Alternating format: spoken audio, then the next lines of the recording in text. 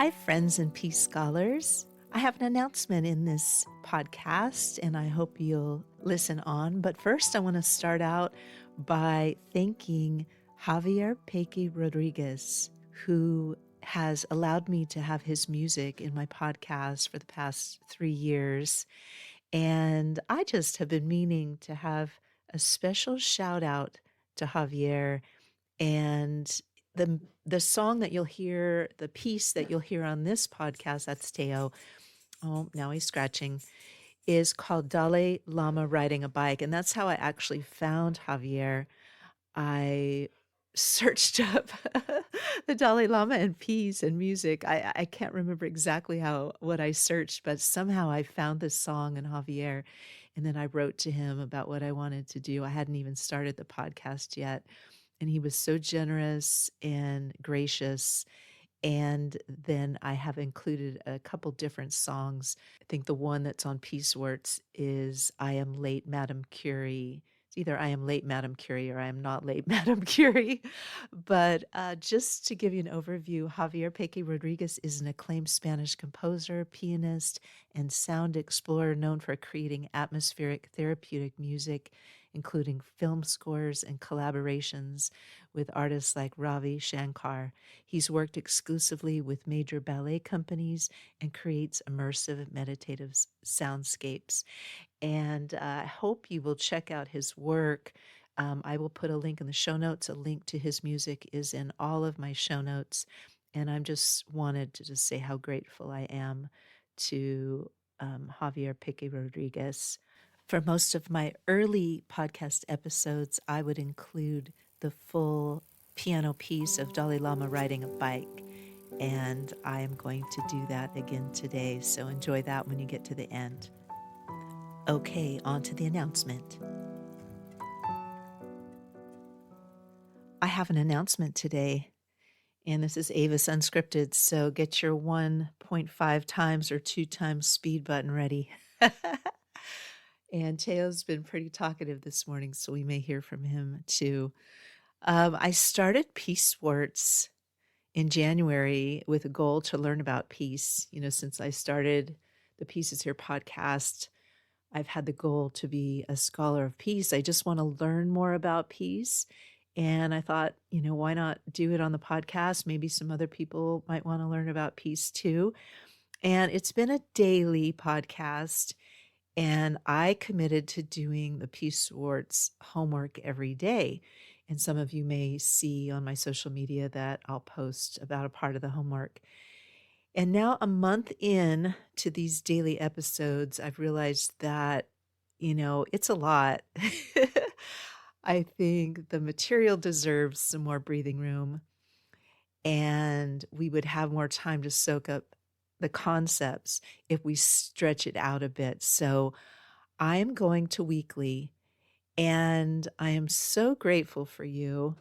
And I think this came to me in my sleep, but I've definitely been feeling the weight of doing a daily podcast. I'm a one-woman show, so that's a lot. I'm 63, so there's that as well. And then the other part of it, now I'm going off my bullets, bullet points, so who knows where this is going to go. But I am just so excited about some of the creative projects I have coming up. So Bullet Poof, book 7 of Pedro the Water Dog Saves the Planet, is about guns, and it's just very important story for me. And then some of you may have heard Kitty Ocampo's at the start of the year in the 13 episode fictional series on the podcast called Experiment Zero. So that is going to be book 1 of the Peace Experiments. And I've already written a draft of book 2 for that. And I'm just really excited. So part of this stretching things out is to allow me the space for these other creative projects. So that means Peacewarts 101 will extend through September of 2027. But I hope you will feel that this new pace is a good pace. For anyone new to Peacewarts wanting to start at the beginning, orientation starts at episode 198, and we had a fictional festival in episode 199 before we got started. And now that we're weekly, maybe you'll want to start at the beginning. Universal Understars was the first class, and it mapped the invisible infrastructure of a world without war. We just took it up to the high view, and I was just glancing at some of the episode topics. JFK's American University speech was class 11 of Universal Understars. Atmospheric Sovereignty, class 5. The Pale Blue Dot was class 3. The 1967 Outer Space Treaty was class 12. There's Teo. I told you he might have something to say.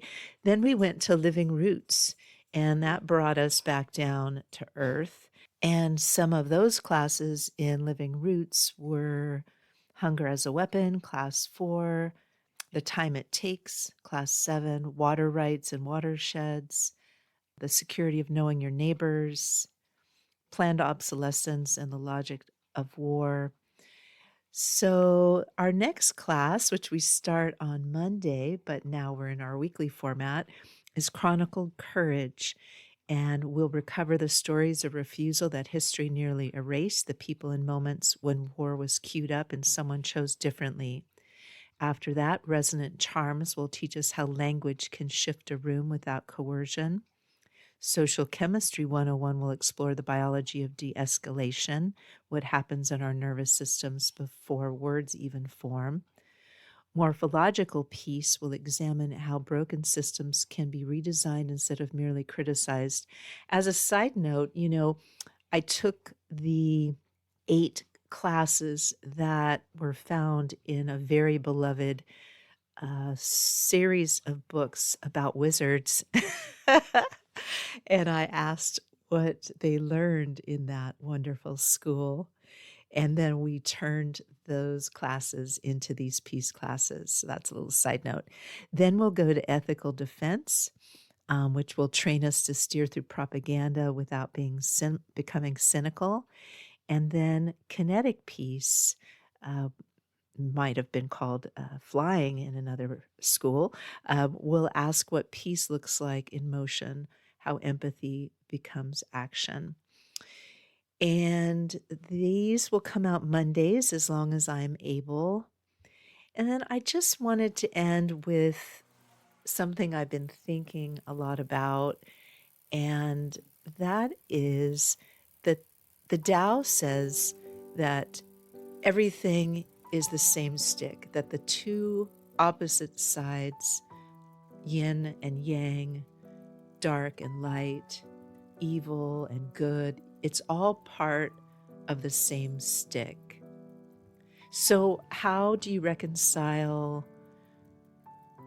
something that is a desire that we all have to have a more peaceful world, or hopefully most of us hope for that? How do you resolve that? Does that mean that this war it's all part of, what's supposed to be happening? And how I reconcile that in my mind is I see the stick moving on a continuum, and that these opposites, yes, will always be there. And even the perspective of what is peace versus what isn't peace. In a world of true peace, we wouldn't have a word for peace anymore, right? It would just be what is. So it's this continuum. And I wrote this note as I was finishing up my ideas for this episode. If we hold this vision for peace on earth, we can float the stick to a place on the river where we live in peace. And the opposite side of the peace stick is kicking a stone down the road on a frustrated day, not killing our neighbor. And so that's how I can envision that we will always have the duality, that we will always have the opposite, and that if we hold this vision of peace, that peace is possible. And I hope you'll join me on these now weekly Peacewarts episodes. Peace and love. Avis and Teo.